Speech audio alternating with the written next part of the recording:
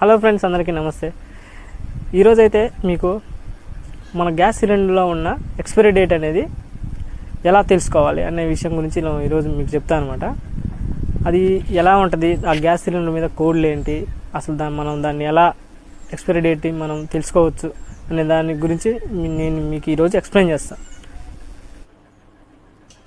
October, November, December ఈ 3 నెలలు వస్తాయి అనమాట డి కేటగిరీలోకి.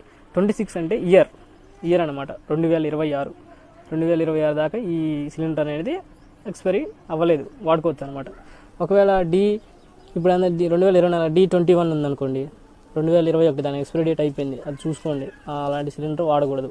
బి అంటే ఏప్రిల్, మే, జూన్. సి అంటే జూలై, ఆగస్ట్, సెప్టెంబర్. డి అంటే అక్టోబర్, నవంబర్, డిసెంబర్. ఓకేనా? ఇవి అయితే గుర్తుపెట్టుకోండి.